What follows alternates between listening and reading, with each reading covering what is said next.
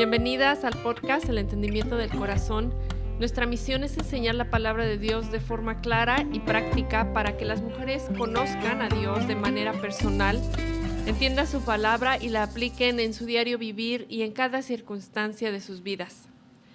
Con un hijo adolescente que empezó a manejar solo hace un año aproximadamente, estoy agradecida por las leyes de tráfico. Desde las líneas que dividen los carriles de ida y venida, hasta los semáforos, pasando por las señales de alto total.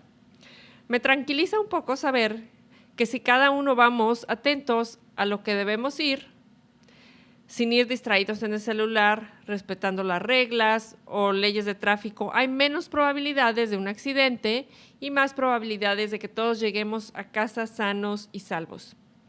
Tal vez haya algunas personas un tanto anarquistas que piensen que el mundo sería un lugar mejor sin las leyes de tráfico.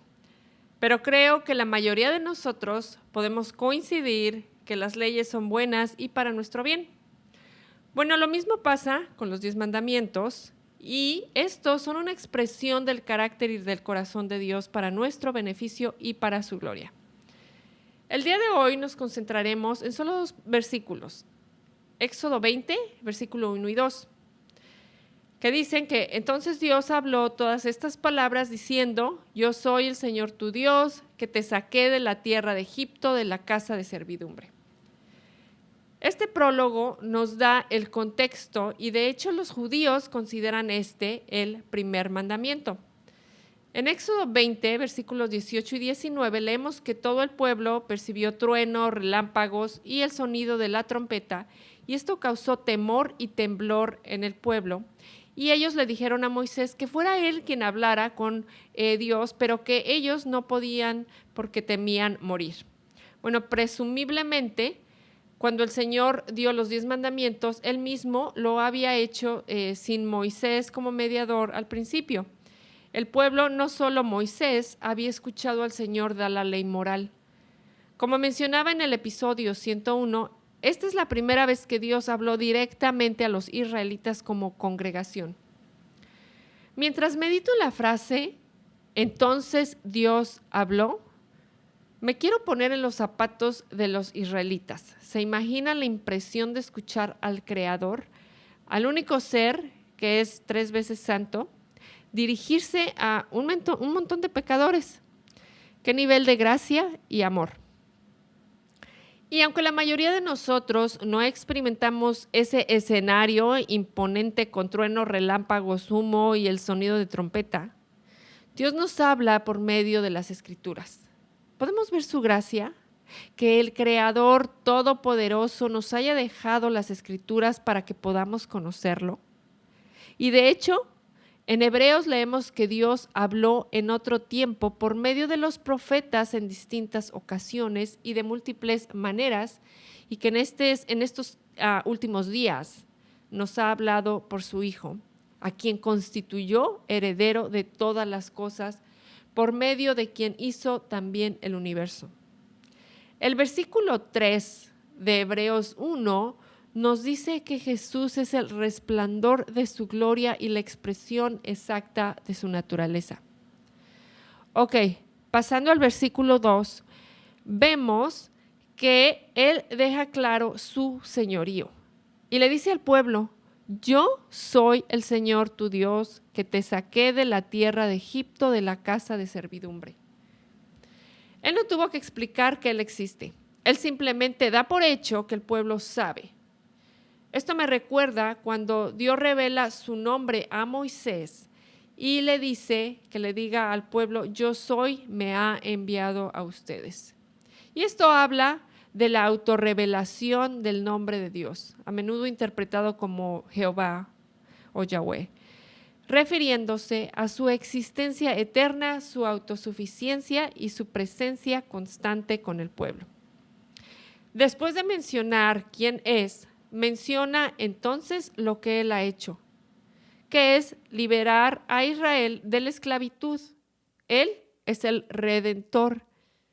Después aclara quién es y qué hizo, Y es en ese contexto que procede a dar los 10 mandamientos. Y esto es muy importante porque esto nos habla de la esencia de estos mandamientos. Y como dice Pablo en Romanos 7:12, así que la ley es santa y el mandamiento es santo, justo y bueno. La ley parece ser un conjunto de reglas, una lista de conductas externas de qué hacer y qué no hacer. Pero la ley nos muestra la misericordia de Dios. Él es relacional y Él es la fuente de la autoridad moral. Hay confusión entre los evangélicos en cuanto a si estamos obligados a obedecer los 10 mandamientos, y en parte esto se debe a la influencia del relativismo moral en la Iglesia. También se debe a un malentendido de lo que significa vivir bajo la gracia. Muchos piensan que cualquier llamado a obedecer los mandamientos de Dios es legalismo. Piensan que la gracia significa vive como quieras. Después de todo, si pecamos, Él está obligado a perdonarnos. Muchos piensan.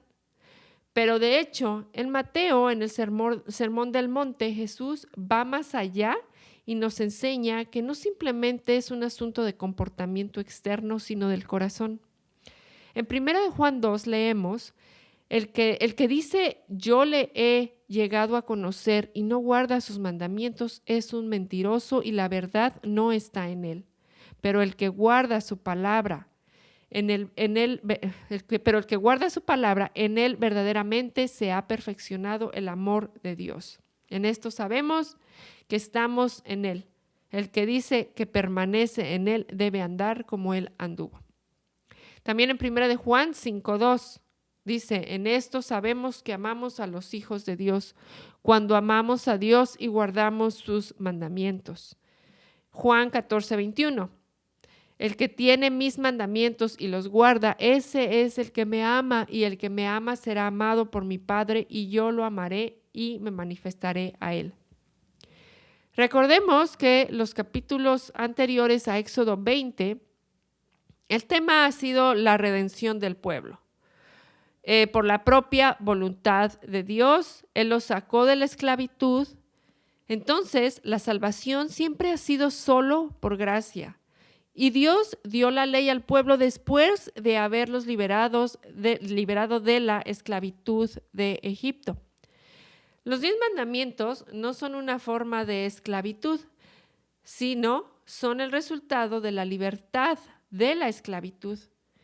El propósito de la ley era producir libertad, no cautiverio.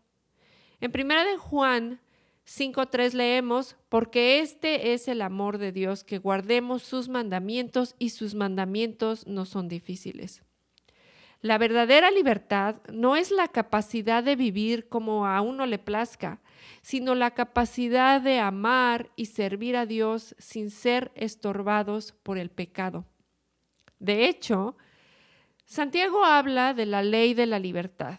En Santiago 1:25 leemos, pero el que mira atentamente a la ley perfecta, la ley de la libertad, y permanece en ella, no habiéndose vuelto un oidor olvidadizo, sino un hacedor eficaz, este será bienaventurado en lo que hace. Y Santiago 2:12 dice, pero el que mira atentamente a la ley perfecta, la ley de la libertad, y permanece en ella, no habiéndose vuelto un oidor olvidadizo, sino un hacedor eficaz, este será bienaventurado en lo que hace.